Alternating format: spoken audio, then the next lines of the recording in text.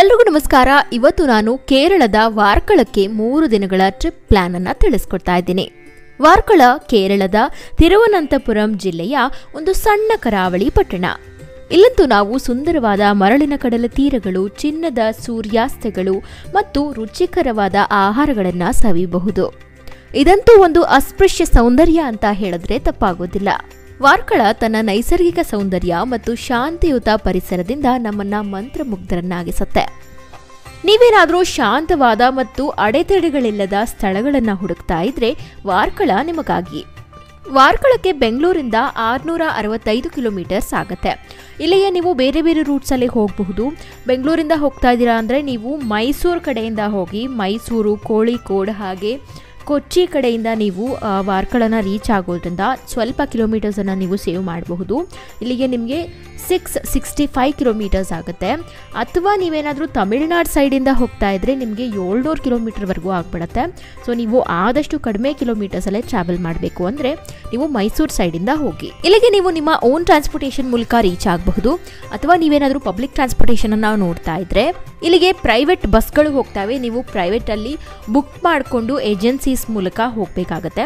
ಅಥವಾ ನೀವು ಟ್ರೈನ್ ಮೂಲಕ ಹೋಗಬೇಕು ಅಂತ ಇದ್ದರೆ ಬೆಂಗಳೂರಿನ ಕೆಂಪೇಗೌಡ ರೈಲ್ವೆ ಸ್ಟೇಷನ್ನಿಂದ ನಿಮಗೆ ಕಾವೇರಿ ಎಕ್ಸ್ಪ್ರೆಸ್ ಅಂತ ಟ್ರೈನ್ ಹೋಗುತ್ತೆ. ಆದರೆ ಇದು ಡೈರೆಕ್ಟಾಗಿ ನಿಮಗೆ ವಾರ್ಕಳಕ್ಕೆ ಹೋಗಿ ಬಿಡೋದಿಲ್ಲ. ನೀವು ಮಧ್ಯದಲ್ಲಿ ಜೋಲಾರ್ಪೆಟ್ಟೈ ಜಂಕ್ಷನಲ್ಲಿ ಸ್ಟಾಪನ್ನು ತಗೊಳ್ಬೇಕಾಗತ್ತೆ.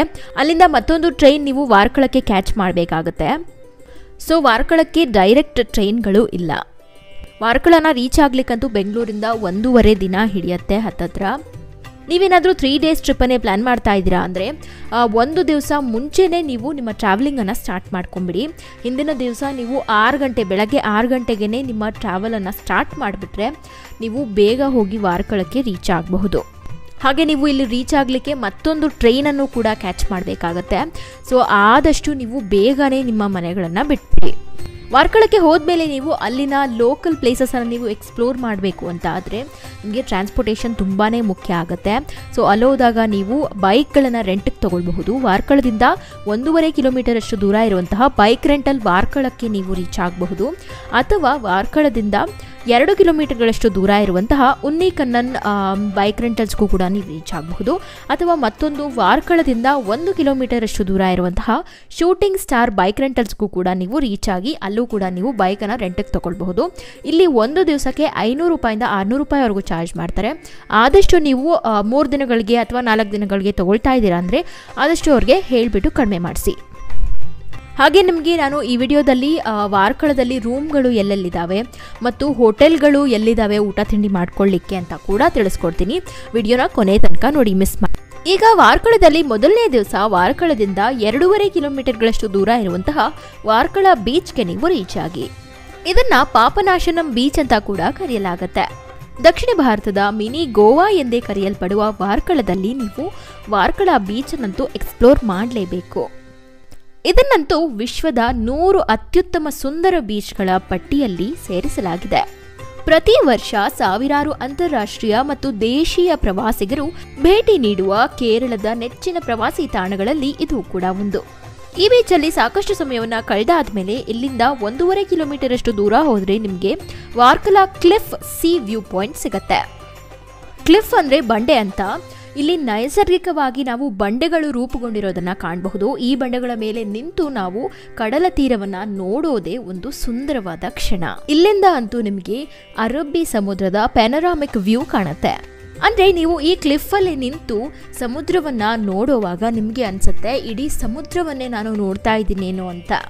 ಅಷ್ಟು ವಿಶಾಲವಾದ ವ್ಯೂ ನೀವು ನೋಡಬೇಕು ಅಂದ್ರೆ ವಾರ್ಕಳದ ಕ್ಲಿಫ್ ವ್ಯೂ ಪಾಯಿಂಟ್ಗೆ ನೀವು ರೀಚ್ ಆಗಲೇಬೇಕು. ಹಾಗೆ ಇಲ್ಲೇ ನಿಮಗೆ ಸಾಕಷ್ಟು ಕೆಫೆಗಳು ಕೂಡ ಇರ್ತವೆ. ಅಲ್ಲೂ ಕೂಡ ನೀವು ಹೋಗಿ ಎಕ್ಸ್ಪ್ಲೋರ್ ಮಾಡಬಹುದು. ಇಲ್ಲಿ ಒಂದಷ್ಟು ಕಾಲ ಎಂಜಾಯ್ ಮಾಡಾದ್ಮೇಲೆ ಇಲ್ಲಿಂದ 5 ಕಿಲೋಮೀಟರ್ಗಳಷ್ಟು ದೂರ ಹೋದರೆ ನಿಮಗೆ ಇಡಾವಾ ಬೀಚ್ ಸಿಗತ್ತೆ. ಈ ಬೀಚಲ್ಲಂದು ನಾವು ಒಳ್ಳೆ ಸನ್ರೈಸ್ ಮತ್ತು ಸನ್ಸೆಟ್ಗಳನ್ನು ಕಾಣಬಹುದು. ಈ ಬೀಚ್ ವಾರ್ಕಳದ ಇಡಾವಾ ಎಂಬ ಒಂದು ಹಳ್ಳಿಯಲ್ಲಿ ಇರೋದ್ರಿಂದ ಇದನ್ನ ಇಡಾವಾ ಬೀಚ್ ಅಂತಾನೆ ಕರೆಯಲಾಗುತ್ತೆ. ಇಲ್ಲಿಗೆ ಹೋದಾಗ ನಿಮಗೆ ತುಂಬಾನೇ ಪಾಪ್ಯುಲೇಟೆಡ್ ಅನ್ಸೋದಿಲ್ಲ, ಜಾಸ್ತಿ ಜನರು ಕೂಡ ಇರೋದಿಲ್ಲ. ನಿಮಗೆ ಕಾಮ್ನೆಸ್ ಅಂತೂ ಇಲ್ಲಿಗೆ ಹೋದಾಗ ಫೀಲ್ ಆಗೇ ಆಗತ್ತೆ. ಇಲ್ಲಂತೂ ನಮಗೆ ಸಾಕಷ್ಟು ತಾಳೆ ಮರಗಳು ಕಾಣಲು ಸಿಗ್ತವೆ. ಅದ್ರ ಎದುರುಗಡೆ ನಿಂತ್ಕೊಂಡು ಫೋಟೋಸ್ ತೆಕ್ಕೊಳ್ಳಿಕ್ಕೆ ತುಂಬಾನೇ ಚೆನ್ನಾಗಿ ಅನ್ಸುತ್ತೆ. ಒಟ್ಟಾರೆ ಈ ಬೀಚ್ ಅಂತೂ ವಾರ್ಕಳದ ಬೆಸ್ಟ್ ಬೀಚ್ಗಳಲ್ಲಿ ಒಂದು. ಇದಾದ್ಮೇಲೆ ಇಲ್ಲಿಂದ 6.5 ಕಿಲೋಮೀಟರ್ಗಳಷ್ಟು ದೂರ ಹೋದ್ರೆ ನಿಮಗೆ ಶ್ರೀ ಜನಾರ್ದನ ಸ್ವಾಮಿ ದೇವಾಲಯ ಸಿಗತ್ತೆ. ಈ ದೇವಾಲಯ 2000 ವರ್ಷಗಳಷ್ಟು ಹಳೆಯದಾದ್ದು ಅಂತ ಹೇಳಲಾಗುತ್ತೆ. ಹಾಗೆ ಇಲ್ಲಿ ನಾವು ಶ್ರೀ ವಿಷ್ಣುವಿನ ದರ್ಶನವನ್ನ ಪಡ್ಕೊಳ್ಬಹುದು. ಈ ದೇವಾಲಯದ ಆರ್ಕಿಟೆಕ್ಚರ್ ಅಂತೂ ನಿಮ್ಮನ್ನ ಮಂತ್ರಮುಗ್ಧರನ್ನಾಗಿಸುತ್ತೆ, ಯಾಕಂದ್ರೆ ಇದು ಅಷ್ಟು ಸೊಗಸಾಗಿದೆ. ಹಾಗೆ ಈ ದೇವಾಲಯದಲ್ಲಿ ನಿಂತು ನೀವು ಕಡಲ ತೀರವನ್ನು ಕೂಡ ಕಾಣಬಹುದು. ತುಂಬಾನೇ ಸುಂದರವಾಗಿ ನಿಮಗೆ ಕಾಣಲು ಸಿಗುತ್ತೆ. ಇಲ್ಲಿಗೆ ನಿಮ್ಮ ಮೊದಲನೇ ದಿವಸದ ಟ್ರಿಪ್ ಕಂಪ್ಲೀಟ್ ಆಗುತ್ತೆ. ಇಲ್ಲಿಂದ ನೀವು ನಿಮ್ಮ ರೂಮ್ಸ್ಗೆ ಹೋಗಿ ರೆಸ್ಟ್ ಮಾಡಬಹುದು. ಎರಡನೇ ದಿವಸ ವಾರ್ಕಳದಿಂದ 22 ಕಿಲೋಮೀಟರ್ಗಳಷ್ಟು ದೂರ ಇರುವಂತಹ ವಲ್ಲಭನ್ ಕಣ್ಣು ಹಿಲ್ ಟಾಪ್ಗೆ ನೀವು ರೀಚ್ ಆಗಿ. ಇಲ್ಲಿಂದ ಅಂತೂ ನಿಮಗೆ ಬ್ರೆತ್ ಟೇಕಿಂಗ್ ವ್ಯೂಸ್ ಕಾಣಿಸುತ್ತೆ. ಅಷ್ಟು ಸುಂದರವಾದ ಹಚ್ಚ ಹಸಿರು ಮತ್ತು ಬೆಟ್ಟ ಗುಡ್ಡಗಳು ಕಾಣಲು ಸಿಗತ್ತೆ. ಇಲ್ಲಿಗಂತೂ ನೀವು ತುಂಬ ಬೆಳಗ್ಗೆ ಹೋದರೆ ಅಂತೂ ವ್ಯೂಸ್ ತುಂಬಾನೇ ಚೆನ್ನಾಗಿ ಅನ್ಸುತ್ತೆ. ನಿಮ್ಮ ಕಣ್ಣಿಗಂತೂ ಒಂದು ಹಬ್ಬ ಅಂತಾನೆ ಹೇಳ್ಬಹುದು. ಹಾಗೆ ಬೆಟ್ಟಗಳ ಮೇಲಿಂದ ಮಂಜು ಇಳಿತಾ ಇರುತ್ತೆ. ಆ ನೋಟವನ್ನು ನೋಡ್ಲಿಕ್ಕಂತೂ ತುಂಬಾನೇ ಚೆನ್ನಾಗಿ ಅನ್ಸುತ್ತೆ. ಇಲ್ಲಿಗೆ ಹೋದಾಗಂತೂ ನಿಮ್ಗೊಂದು ಮ್ಯಾಜಿಕಲ್ ಮೂಮೆಂಟ್ ಆಗೋದ್ರಲ್ಲಿ ಡೌಟೇ ಇಲ್ಲ. ವಾರ್ಕಳಕ್ಕೆ ಹೋದಾಗಂತೂ ಈ ವ್ಯೂ ಪಾಯಿಂಟ್ಗೆ ನೀವು ಮಿಸ್ ಮಾಡದೆ ಹೋಗಲೇಬೇಕು. ಈ ವ್ಯೂ ಪಾಯಿಂಟಲ್ಲಿ ನೀವು ಸಾಕಷ್ಟು ಎಂಜಾಯ್ ಮಾಡಾದ್ಮೇಲೆ ಇಲ್ಲಿಂದ 9 ಕಿಲೋಮೀಟರ್ಗಳಷ್ಟು ದೂರ ಹೋದರೆ ನಿಮಗೆ ಜಟಾಯು ಅರ್ತ್ ಸೆಂಟರ್ ಸಿಗತ್ತೆ.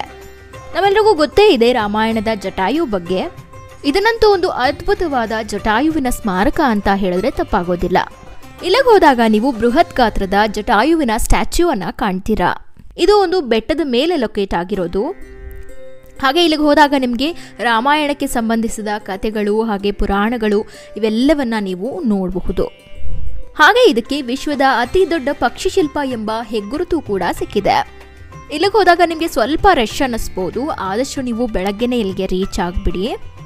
ಇಲ್ಲಿ ಮತ್ತೊಂದು ಮುಖ್ಯವಾದ ವಿಷಯ ಏನು ಅಂದರೆ ನೀವು ಕ್ಯಾಶನ್ನು ಕ್ಯಾರಿ ಮಾಡಬೇಕಾಗುತ್ತೆ. ಇಲ್ಲಿ ಟಿಕೆಟ್ಸನ್ನು ತಗೊಳ್ಬೇಕಾಗುತ್ತೆ. ಒಬ್ಬರಿಗೆ 265 ರೂಪಾಯಿನ ಚಾರ್ಜ್ ಮಾಡ್ತಾರೆ. ಇಲ್ಲಿ ಒಂದೊಂದು ಸರ್ತಿ ಆನ್ಲೈನ್ ಪೇಮೆಂಟ್ ಇರೋದಿಲ್ಲ. ಅದಕ್ಕಾಗಿ ನೀವು ಕ್ಯಾಶನ್ನು ಕ್ಯಾರಿ ಮಾಡೋದು ಬಹಳ ಉತ್ತಮ.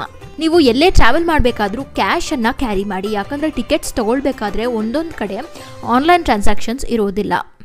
ಜಟಾಯು ಅರ್ತ್ ಸೆಂಟರ್ಗೆ ನೀವು ಮೆಟ್ಲುಗಳ ಮೂಲಕನೇ ಹೋಗಬಹುದು ನಡ್ಕೊಂಡು, ಅಥವಾ ಬೇಡ ಅಂತ ಆದರೆ ನೀವು ಕೇಬಲ್ ಕಾರ್ಗಳ ಮೂಲಕ ರೈಡ್ಗಳನ್ನು ತಗೊಳ್ಬಹುದು. ಇಲ್ಲಿ ಒಂದು ಕ್ಯಾಬ್ಗೆ 263 ರೂಪಾಯಿ ಹಾಗೆ ಚಾರ್ಜ್ ಮಾಡ್ತಾರೆ. ನೀವು ಆದಷ್ಟು ಅವ್ರನ್ನ ಕೇಳಿಕೊಂಡು ಎಷ್ಟೆಷ್ಟು ಪ್ರೈಸ್ ಇದೆ ಅಂತ ನೀವು ತಿಳ್ಕೊಂಡು ಹೋಗಬಹುದು. ಮತ್ತು ಅವರೇನೆ ನಿಮ್ಮನ್ನ ಕ್ಯಾಬ್ ಮೂಲಕ ಕೆಳಗಡೆ ಕರ್ಕೊಂಡು ಬರ್ತಾರೆ.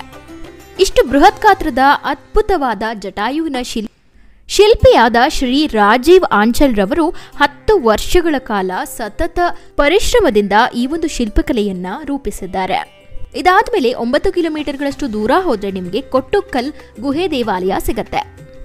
ಇದು ಒಂದು ರಾಕ್ ಕಟ್ ಆರ್ಕಿಟೆಕ್ಚರ್ ಉಳ್ಳ ಪುಟ್ಟ ದೇವಾಲಯವಾಗಿದೆ. ಇಲ್ಲಿ ನೀವು ಪರಶಿವನ ದರ್ಶನವನ್ನ ಪಡ್ಕೊಳ್ಬಹುದು. ಹಾಗೆ ಇದು ಒಂದು ಏಕಶಿಲೆಯ ದೇವಾಲಯ ಅಂತ ಕೂಡ ಹೇಳಬಹುದು. ಇದನ್ನ 6ನೇ ಶತಮಾನದಲ್ಲಿ ನಿರ್ಮಿಸಿದ್ದು ಅಂತ ನಂಬಲಾಗತ್ತೆ. ಹಾಗೆ ಮತ್ತೊಂದೇನು ಅಂದರೆ ಈ ದೇವಸ್ಥಾನಕ್ಕೆ ಬರೋ ದಾರಿಲೇನೆ ನಿಮಗೆ ಪೈನಾಪಲ್ ಜಂಕ್ಷನ್ ಎಂಬ ಒಂದು ಸ್ಥಳ ಸಿಗುತ್ತೆ.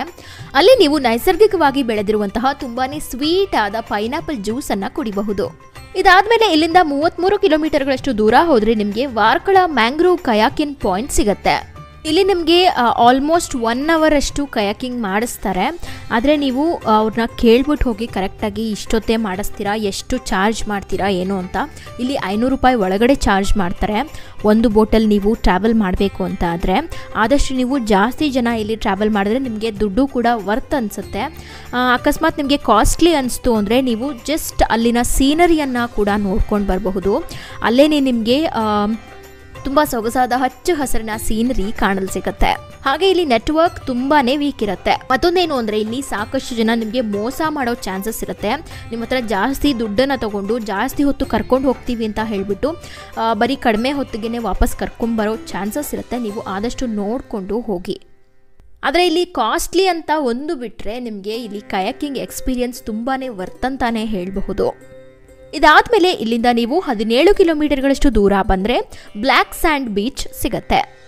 ಇಲ್ಲಿಗಂತೂ ನೀವು ಸನ್ಸೆಟ್ ವೇಳೆಗೆ ಬಂದು ರೀಚ್ ಆಗಬಹುದು. ಇಲ್ಲಿನ ಸನ್ಸೆಟ್ಟನ್ನು ನೀವು ಕಣ್ತುಂಬಿಸ್ಕೊಳ್ಳೇಬೇಕು. ಅಕ್ಕಪಕ್ಕದಲ್ಲಿ ಸಾಕಷ್ಟು ತೆಂಗಿನ ಮರಗಳು, ಅದರ ಮಧ್ಯ ನಿಮಗೆ ಬ್ಲ್ಯಾಕ್ ಸ್ಯಾಂಡ್ ಬೀಚ್ ತುಂಬಾ ಸುಂದರವಾಗಿ ಕಾಣುತ್ತೆ. ಇದನ್ನು ಬ್ಲ್ಯಾಕ್ ಸ್ಯಾಂಡ್ ಬೀಚ್ ಅಂತ ಯಾಕೆ ಕರೀತಾರೆ ಅಂತ ಅದರ ಹೆಸರಲ್ಲೇ ಇದೆ. ಇಲ್ಲಿ ನಾವು ಸಾಕಷ್ಟು ಕಪ್ಪು ಮರಳನ್ನು ಕಾಣ್ತೀವಿ, ಆದ್ದರಿಂದ ಇದನ್ನು ಬ್ಲ್ಯಾಕ್ ಸ್ಯಾಂಡ್ ಬೀಚ್ ಅಂತಾನೆ ಕರೆಯಲಾಗುತ್ತೆ. ಇಲ್ಲಿಗೆ ಹೋದಾಗ ಇಲ್ಲೇ ನಿಮಗೆ ಲೋಕಲ್ ಆಗಿ ಕೆಫೇಸ್ ಕೂಡ ಇದ್ದಾವೆ, ಅಲ್ಲಿ ಕೂಡ ನೀವು ಸಾಕಷ್ಟು ಟೈಮನ್ನು ಸ್ಪೆಂಡ್ ಮಾಡಬಹುದು. ಇಲ್ಲಿ ಆರಾಮಾಗಿ ನೀವು ನಿಮ್ಮ ಫ್ಯಾಮಿಲಿ ಮತ್ತು ಫ್ರೆಂಡ್ಸ್ ಜೊತೆ ರಿಲ್ಯಾಕ್ಸ್ ಮಾಡಬಹುದು. ಫೋಟೋಗ್ರಾಫಿಗಂತೂ ಇದು ಮಾಡಿಸಿದ ಸ್ಥಳ ಅಂತಾನೆ ಹೇಳಬಹುದು. ಇದಾದ್ಮೇಲೆ ನಿಮಗೆ ಇನ್ನೂ ಟೈಮ್ ಇದೆ ಅಂತ ಆದರೆ ನೀವು ಇಲ್ಲಿಂದ 6.5 ಕಿಲೋಮೀಟರ್ಗಳಷ್ಟು ದೂರ ಹೋದರೆ ಶಿವಗಿರಿ ಮಠ ಸಿಗತ್ತೆ. ಇದನ್ನ 1904ರಲ್ಲಿ ಆಧ್ಯಾತ್ಮಿಕ ನಾಯಕನಾದ ಶ್ರೀ ನಾರಾಯಣ ಗುರುರವರು ಸ್ಥಾಪಿಸಿದ್ರು. ಈ ಆಶ್ರಮ ಅಂತೂ ಸಾಮಾಜಿಕತೆ ಮತ್ತು ಸಾಂಸ್ಕೃತಿಕತೆಗೆ ತುಂಬಾನೇ ಹೆಸರುವಾಸಿಯಾಗಿದೆ. ಇಲ್ಲಂತೂ ನೀವು ಪ್ರಶಾಂತವಾದ ವಾತಾವರಣವನ್ನ ಕಾಣಬಹುದು. ಇಲ್ಲಿಗೆ ನಿಮ್ಮ ಸೆಕೆಂಡ್ ಡೇ ಟ್ರಿಪ್ ಕೂಡ ಕಂಪ್ಲೀಟ್. 3ನೇ ದಿವಸ ಬೆಳಗ್ಗೆ ನೀವು ವಾರ್ಕಳದಿಂದ 7 ಕಿಲೋಮೀಟರ್ಗಳಷ್ಟು ದೂರ ಇರುವಂತಹ ಕಪ್ಪೆಲ್ ಬೀಚ್ಗೆ ರೀಚ್ ಆಗಿ. ಈ ಬೀಚಿನ ಸುತ್ತಲೂ ನಿಮಗೆ ಹಚ್ಚ ಹಸಿರು ಕಾಣಲು ಸಿಗುತ್ತೆ. ಹಾಗೆ ಮೃದುವಾದ ಚಿನ್ನದ ಮರಳನ್ನ ನೀವಿಲ್ಲಿ ಕಾಣಬಹುದು. ಇದನ್ನಂತೂ ವಾರ್ಕಳದ ಒಂದು ಹಿಡನ್ ಜೆಮ್ ಅಂತಾನೆ ಹೇಳಬಹುದು. ಯಾಕಂದ್ರೆ ಇಲ್ಲಿ ಸಾಕಷ್ಟು ನಿಮಗೆ ಜನರು ಕೂಡ ಕಾಣಲು ಸಿಗೋದಿಲ್ಲ. ಆರಾಮಾಗಿ ನೀವು ನಿಮ್ಮ ಫ್ರೆಂಡ್ಸ್ ಅಂಡ್ ಫ್ಯಾಮಿಲಿ ಜೊತೆ ಇಲ್ಲಿ ಟೈಮ್ ಸ್ಪೆಂಡ್ ಮಾಡಬಹುದು. ಫೋಟೋಸ್ ವಿಡಿಯೋಸ್ಗಂತೂ ಇದು ಮಾಡಿಸಿದ ಸ್ಥಳ ಅಂತಾನೆ ಹೇಳಬಹುದು. ಇದಾದ್ಮೇಲೆ ಇಲ್ಲಿಂದ 5 ಕಿಲೋಮೀಟರ್ಗಳಷ್ಟು ದೂರ ಹೋದ್ರೆ ನಿಮಗೆ ಓಡಯಂ ಬೀಚ್ ಸಿಗತ್ತೆ. ಈ ಬೀಚ್ ಅಂತೂ ವಾರ್ಕಳದಲ್ಲಿರುವಂತಹ ತುಂಬಾನೇ ಕ್ಲೀನ್ ಆಗಿರುವಂತಹ ಬೀಚ್ ಅಂತಾನೆ ಹೇಳಬಹುದು. ಹಾಗೆ ಇಲ್ಲಿ ತುಂಬಾನೇ ಕ್ರೌಡೆಡ್ ಕೂಡ ಅನ್ಸೋದಿಲ್ಲ. ನಿಮಗೆ ಬಹಳ ಶಾಂತತೆಯನ್ನ ನೀವಿಲ್ಲಿ ಅನುಭವಿಸಬಹುದು. ಹಾಗೆ ಇಲ್ಲಿ ಲೋಕಲ್ ಫಿಶರ್ಮೆನ್ಸ್ ಕೂಡ ಬರ್ತಾ ಇರ್ತಾರೆ. ಅವರ ಕೆಲಸವನ್ನ ನೋಡ್ಲಿಕ್ಕೆ ನಿಮ್ಗೇನಾದ್ರೂ ಆಸಕ್ತಿ ಇದ್ರೆ ಅದನ್ನು ಕೂಡ ನೀವಿಲ್ಲಿ ನೋಡ್ತಾ ಆ ಒಂದು ಬೀಚ್ ವ್ಯೂ ಅನ್ನ ಎಂಜಾಯ್ ಮಾಡಬಹುದು. ಇಲ್ಲಿಗಂತೂ ನೀವು ಹೋಗ್ಲೇಬೇಕು, ಯಾಕಂದ್ರೆ ನಿಮ್ಗೆ ತುಂಬಾ ರಿಲ್ಯಾಕ್ಸ್ಡ್ ಫೀಲಿಂಗ್ ಆಗುತ್ತೆ. ಇದಾದ್ಮೇಲೆ ನೀವು 45 ಕಿಲೋಮೀಟರ್ಗಳಷ್ಟು ದೂರ ಹೋದ್ರೆ ಮನ್ರೈ ದ್ವೀಪ ಸಿಗತ್ತೆ. ಈ ಜಾಗ ಅಂತೂ ಬೋಟಿಂಗ್ಗೆ ತುಂಬಾ ಹೆಸರುವಾಸಿ. ಇಲ್ಲಂತೂ ಸಾಕಷ್ಟು ಶೂಟಿಂಗ್ಗಳು ನಡೀತಾ ಇರ್ತವೆ. ಇಲ್ಲಿ ಅದ್ಭುತವಾದ ಬ್ಯಾಕ್ ವಾಟರ್ಸ್ ಬೋಟಿಂಗ್ ಅನ್ನ ಎಕ್ಸ್ಪೀರಿಯನ್ಸ್ ಮಾಡಬಹುದು. ಇಲ್ಲಿಗೆ ಬಂದಾಗ ನೀವು ಕಂಪಲ್ಸರಿ ಬೋಟಿಂಗ್ ಅನ್ನ ಟ್ರೈ ಮಾಡಲೇಬೇಕು, ಯಾಕಂದ್ರೆ ನೇಚರ್ ಅಷ್ಟು ಚೆನ್ನಾಗಿ ನಿಮಗೆ ಕಾಣಲು ಸಿಗುತ್ತೆ. ಇಲ್ಲಿ ಒಂದು 2 ಅವರ್ಸ್ ಅಷ್ಟು ಬೋಟಿಂಗ್ ಇರುತ್ತೆ. ಇಲ್ಲಿ ಒಂದು ಬೋಟಲ್ಲಿ ಆಲ್ಮೋಸ್ಟ್ 6ರಿಂದ 7 ಜನ ಕೂತ್ಕೊಳ್ಬಹುದು. ಇಲ್ಲಿ 1000 ರೂಪಾಯಿನ ಚಾರ್ಜ್ ಮಾಡ್ತಾರೆ ಒಂದು ಬೋಟಿಗೆ. ಹಾಗೆ 200 ರೂಪಾಯಿ ಏನಾದರೂ ನೀವು ಎಕ್ಸ್ಟ್ರಾ ಕೊಟ್ಟರೆ ನಿಮಗೆ ಫೋಟೋಗ್ರಾಫ್ಸನ್ನು ಕೂಡ ಕ್ಲಿಕ್ ಮಾಡಿಕೊಡ್ತಾರೆ. ನೀವು ಆ 200 ರೂಪಾಯಿನ ಕೊಡೋದು ತುಂಬಾ ವರ್ತ್ ಅಂತಾನೆ ಹೇಳ್ತೀನಿ, ಯಾಕಂದರೆ ಅವರ ಫೋಟೋಗ್ರಾಫಿ ಸ್ಕಿಲ್ಸ್ ತುಂಬಾ ಚೆನ್ನಾಗಿರುತ್ತೆ. ಬಹಳ ವಿಭಿನ್ನ ಮತ್ತು ಕ್ರಿಯೇಟಿವ್ ಫೋಟೋಸ್ ಅವರು ಕ್ಲಿಕ್ ಮಾಡ್ತಾರೆ. ಒಟ್ಟಾರೆ ಇಲ್ಲಿಗೆ ಬಂದಾಗ ನೀವು ಬೋಟಿಂಗ್ ಮಾಡದೆ ಹಿಂದಿರುಗಲೇಬಾರ್ದು. ಇಲ್ಲಿಗೆ ನಿಮ್ಮ 3 ದಿನಗಳ ವಾರ್ಕಳದ ಟ್ರಿಪ್ ಕಂಪ್ಲೀಟ್ ಆಗುತ್ತೆ. ನಾನು ಈಗಾಗಲೇ ನಿಮಗೆ ಹೇಳಿದ್ದೆ ರೂಮ್ಸ್ಗಳ ಬಗ್ಗೆ ತಿಳಿಸ್ಕೊಡ್ತೀನಿ ಅಂತ. ವಾರ್ಕಳದಿಂದ 2.5 ಕಿಲೋಮೀಟರ್ಗಳಷ್ಟು ದೂರ ಹೋದರೆ ನಿಮಗೆ ಹೋಪ್ ಹಾಸ್ಟೆಲ್ಸ್ ಅಂತ ರೂಮ್ಸ್ ಸಿಗುತ್ತೆ. ಅಲ್ಲಿ ನಿಮಗೆ ಒಂದು ದಿವಸಕ್ಕೆ 1000 ರೂಪಾಯಿಂದ 1500 ರೂಪಾಯಿ ಒಳಗಡೆ ಚಾರ್ಜ್ ಮಾಡ್ತಾರೆ. ಮತ್ತೊಂದು ರೂಮ್ ವಾರ್ಕಳದಿಂದ 3 ಕಿಲೋಮೀಟರ್ಗಳಷ್ಟು ದೂರ ಇದೆ. ಇದರ ಹೆಸರು ಸೋಲ್ ಹಾಸ್ಟೆಲ್ಸ್ ಅಂತ. ಇಲ್ಲಿ ನಿಮಗೆ ಒಂದು ದಿವಸಕ್ಕೆ 800 ರೂಪಾಯಿಂದ 1000 ರೂಪಾಯಿ ಒಳಗಡೆ ಚಾರ್ಜ್ ಮಾಡ್ತಾರೆ. ಮತ್ತೊಂದು ರೂಮ್ ವಾರ್ಕಳದಿಂದ 4.5 ಕಿಲೋಮೀಟರ್ಗಳಷ್ಟು ದೂರ ಇದೆ. ಇದರ ಹೆಸರು ಕ್ಲಿಫ್ ಆ್ಯಂಡ್ ಕೋರಲ್ ಅಂತ. ನಿಮ್ಗೇನಾದರೂ ಬೀಚ್ ಹತ್ರನೇ ರೂಮ್ಸನ್ನು ಬುಕ್ ಮಾಡ್ಕೊಳ್ಬೇಕು ಅಂತ ಆಸೆ ಇದ್ದರೆ ನೀವು ಇಲ್ಲಿ ಬುಕ್ ಮಾಡ್ಕೊಳ್ಬಹುದು. ಇಲ್ಲಿ ಒಂದು ದಿವಸಕ್ಕೆ 1000 ರೂಪಾಯಿಂದ 2000 ರೂಪಾಯಿ ಒಳಗಡೆ ಚಾರ್ಜ್ ಮಾಡ್ತಾರೆ. ನೀವೇನಾದರೂ ರೂಮ್ಸ್ ಬುಕ್ ಮಾಡ್ಕೊಳ್ತಾ ಇದ್ದೀರಾ ಆನ್ಲೈನಲ್ಲಿ ಅಂತ ಆದರೆ ಹಾಗೆ ಮಾಡ್ಲಿಕ್ಕೆ ಹೋಗಬೇಡಿ, ಯಾಕಂದರೆ ಒಂದೊಂದು ಸಾರಿ ಜಾಸ್ತಿ ಪ್ರೈಸನ್ನು ಹಾಕಿರ್ತಾರೆ ವೆಬ್ಸೈಟ್ಗಳಲ್ಲಿ. ಅದಕ್ಕೆ ನೀವು ಡೈರೆಕ್ಟಾಗಿ ರೂಮ್ಗಳಿಗೆ ಕಾಲ್ ಮಾಡಿ ಕೇಳೋದ್ರಿಂದ ನಿಮಗೆ ಎಕ್ಸಾಕ್ಟ್ ಪ್ರೈಸ್ ಏನು ಅಂತ ತಿಳ್ಕೊಳ್ಬಹುದು. ಈಗ ನೀವು ವಾರ್ಕಳಕ್ಕೆ ಹೋದಾಗ ಊಟ ತಿಂಡಿ ಮಾಡ್ಕೊಳ್ಳಿಕ್ಕೆ ಹೋಟೆಲ್ಸ್ ಹುಡುಕ್ತಾ ಇದ್ರೆ ವಾರ್ಕಳದಿಂದ 2 ಕಿಲೋಮೀಟರ್ಗಳಷ್ಟು ದೂರ ಇರುವಂತಹ ಹೋಟೆಲ್ ಸುಪ್ರಭಾತಂಗೆ ಹೋಗಿ ರೀಚ್ ಆಗಬಹುದು. ಮತ್ತೊಂದು ಹೋಟೆಲ್ ವಾರ್ಕಳದಿಂದ 2 ಕಿಲೋಮೀಟರ್ಗಳಷ್ಟು ದೂರ ಇದೆ. ಇದರ ಹೆಸರು ಹೋಟೆಲ್ ದ್ವಾರಕಾ ಅಂತ. ಮತ್ತೊಂದು ಕೆಫೆ ಇದೆ, ವಾರ್ಕಳದಿಂದ 2.5 ಕಿಲೋಮೀಟರ್ಗಳಷ್ಟು ದೂರ ಇದೆ. ಇದರ ಹೆಸರು ಕೆಫೆ ಸರ್ವ ಅಂತ. ಸೊ ಇದಾಗಿತ್ತು ಇವತ್ತಿನ ವಿಡಿಯೋ. ಈ ವಿಡಿಯೋ ನಿಮಗೆ ಉಪಯುಕ್ತವಾಗಿದೆ ಅಂತ ನಾನು ಭಾವಿಸ್ತೀನಿ. ಉಪಯುಕ್ತವಾಗಿದ್ದಲ್ಲಿ ಈ ವಿಡಿಯೋನ ನಿಮ್ಮ ಫ್ರೆಂಡ್ಸ್ ಆ್ಯಂಡ್ ಫ್ಯಾಮಿಲಿಗೆ ಶೇರ್ ಮಾಡಿ. ಹಾಗೆ ನನ್ನ ಚಾನಲ್ಗೆ ಈ ಕೂಡಲೇ ಸಬ್ಸ್ಕ್ರೈಬ್ ಆಗಿ.